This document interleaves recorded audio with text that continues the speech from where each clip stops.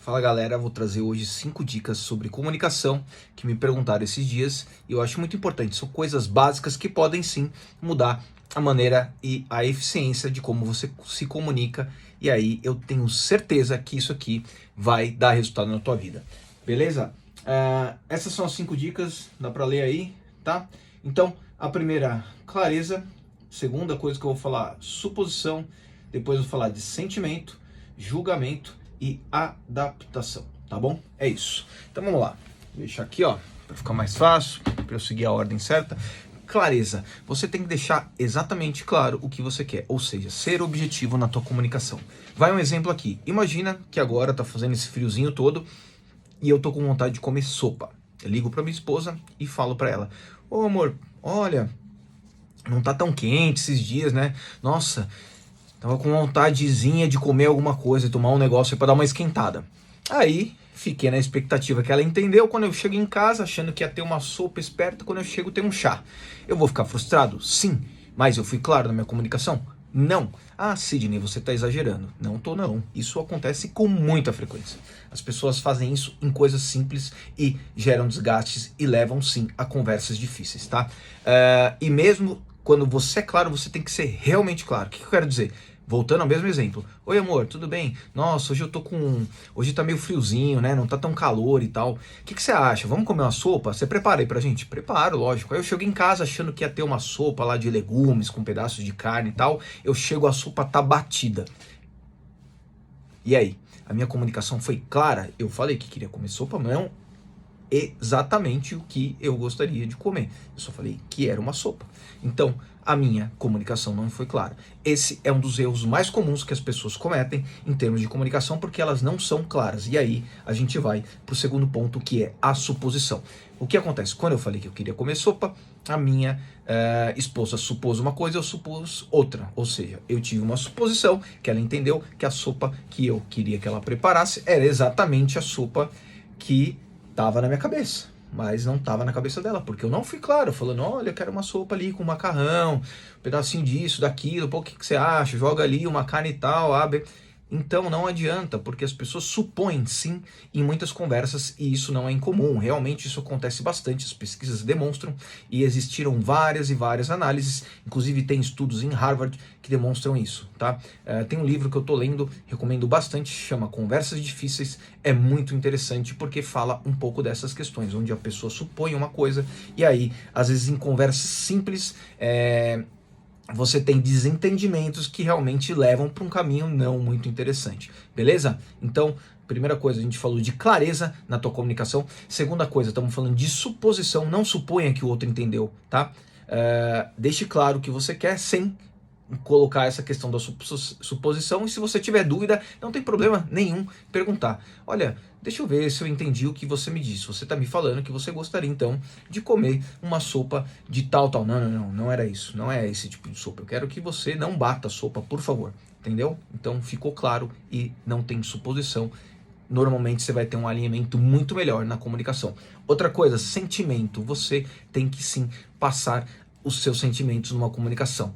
É óbvio que depende muito da situação, mas quando você recebe uma comunicação que você acha que é robótica, eu tenho certeza que você não vai fazer talvez algo que a pessoa esteja querendo te convencer, porque qualquer conversa e uma negociação, qualquer tipo de conversa, normalmente você está tentando colocar o teu ponto de vista sobre o ponto de vista da outra pessoa, ou seja, né? Ponto de vista é o teu ponto de vista, não da pessoa. Cada um tem um ponto de vista diferente, mas quando você coloca sentimento naquilo que você está falando, por que eu te peço isso? Vamos um exemplo aqui também. Por exemplo, tô lá e eu odeio que as pessoas saiam dos lugares e deixem as luzes acesas aqui em casa.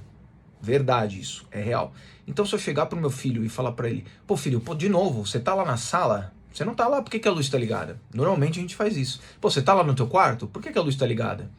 O que ele vai entender? Eu não estou sendo claro, eu estou supondo que ele está entendendo e eu não estou colocando meu sentimento. Ele vai provavelmente continuar deixando as luzes ligadas eternamente. Até que uma hora ou outra talvez ele lembre e tal, mas por que ele não quer fazer isso? Tem que partir dele, então eu tenho que expressar o meu sentimento para que entre no sentimento dele. Ah, o que é isso? Então eu vou deixar isso claro para ele, demonstrando o meu sentimento. Filho, eu preciso te pedir uma contribuição porque eu me sinto muito irritado quando isso acontece e eu sei que você pode me ajudar, só você pode me ajudar. Quando você sair de um ambiente, você poderia, por gentileza, desligar essa luz? Isso vai me deixar muito menos irritado, porque eu fico realmente estressado quando eu vou em um cômodo e a luz está ligada e não tem ninguém lá.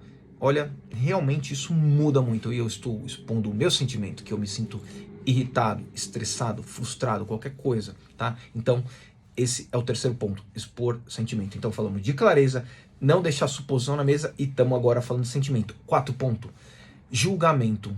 Você nunca pode entrar numa conversa, numa comunicação julgando a outra pessoa. Quando você julga e se a pessoa que está recebendo a informação se sente, vamos dizer assim, se ela sentir que você questionou a identidade dela, acabou a conversa por ali. Tá? O que eu quero dizer? Acontece qualquer assunto. Se você chegar para a pessoa e ela sentir que você a está julgando ou questionando a identidade dela, é aquilo que ela acredita, tá? Pode ter certeza que acabou a conversa. Você vai caminhar talvez para uma discussão e não para uma conversa. Ah, mas por que você não fez isso? Por que você tal coisa? Não, você está julgando, sabe? Você não sabe, então você não está colocando sentimento, você está julgando. Então nunca entre numa conversa julgando.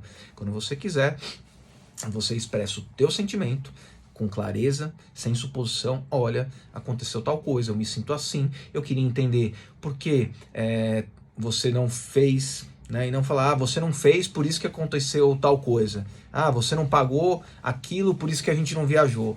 Fala, olha, eu me senti realmente chateado com essa situação, porque nós havíamos feito um combinado, você ficou de pagar isso e não pagou, queria entender o que aconteceu. A pessoa pode ir, olha, eu tive um imprevisto.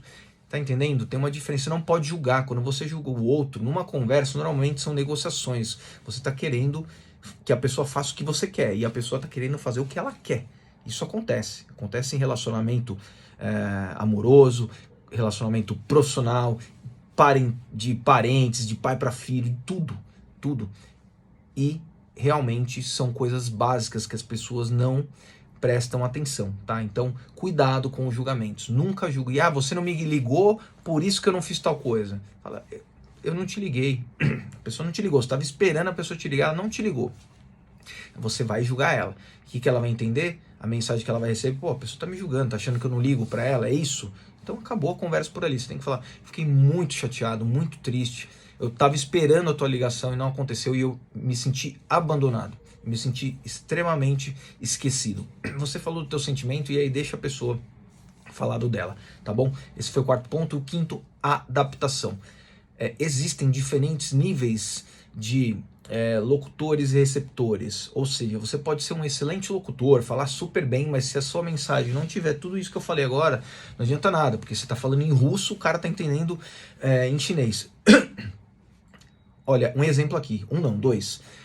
Eu tenho certeza que você já passou por uma situação que depois de ter tido alguma conversa, algum tipo de comunicação, você saiu e falou, puta, eu acho que a pessoa não entendeu nada do que eu disse.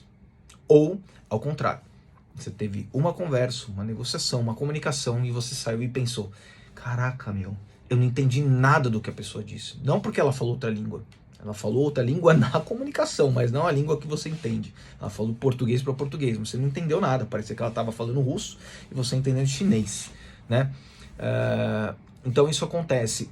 E o que isso pode ser feito? São técnicas, adaptação. Você se adapta, às vezes, ao tipo de comunicação que a pessoa aceita mais facilmente. Tá? É lógico, se você não conhece a pessoa, você tem mais ou menos o teu padrão de falar, mas quando você tem convivência, seja numa situação profissional, pessoal, você tem convivência com a tua esposa, por exemplo, com o teu marido, namorado, sei lá o que, com o teu filho, né, com o teu chefe, com teus pares, teus subordinados, você tem convivência, você sabe como que aquela... Então você tem que ter, às vezes, adaptação no tipo de linguagem que você usa para poder acessar melhor a pessoa de como ela vai ouvir, tá? Isso acontece. Por exemplo, tem um negócio muito legal que é um teste que você pode fazer, inclusive eu recomendo para relacionamentos, é muito importante, que são as 5 linguagens do amor, que um exemplo claro é o seguinte, você tem uma mãe que tem 2 filhos. Um filho, ele é de um jeito, o outro de outro, e eles interpretam coisas diferentes. A mãe todo dia vai lá e agarra os 2 filhos antes de dormir. Ai, filho, boa noite, eu te amo, que você durma bem, dá aquele abraço e tal, não sei o quê. Só que um filho se sente muito amado e o outro filho não se sente amado. Só que um filho, quando a mãe faz isso, ele vai lá, abraça de volta, agarra, não sei o quê. O outro, tá bom, mãe, boa noite. E aí a mãe também se sente amada por um filho e por outro filho não. O que acontece? É a adaptação da linguagem. Um tem uma linguagem de um tipo, tá? E outro tem uma linguagem do outro tipo. Um é toque, ele gosta disso, ele quer o abraço. O outro não me toque, mas me fale, tá? Ele demonstra, então são demonstrações diferentes, isso é comunicação, tá? Então as 5 linguagens do amor, por exemplo, é uma adaptação, tá? Outra coisa que pode ser uma adaptação, a comunicação não violenta, que é outro livro que eu recomendo, CNV, tá? Vale muito a pena, como você se adaptar numa conversa ao ponto de não criar um conflito numa comunicação, numa conversa, qualquer tipo de coisa, beleza? Então essas foram 5 dicas que são super úteis, acredita em mim. Eu já treino isso há muitos anos e depois que eu fui aprendendo, aprimorando cada vez mais, errando, você nunca vai acertar 100%, o meu tipo de comunicação em tudo melhorou bastante, e isso sim muda a tua vida, seja lá o que você faça. No meu caso, eu trabalho com vendas, trabalho com relacionamento de pessoas, gestão, liderança e planejamento, então acreditem, são muitos contatos todo dia. Se não tiver uma comunicação clara do que você exatamente está pedindo, o que você quer, o que você espera, vira uma bagunça na tua vida toda. Beleza? Espero ter ajudado, um grande abraço e aproveitem esse friozinho aí, quem sabe comendo um ótimo fundi. Valeu!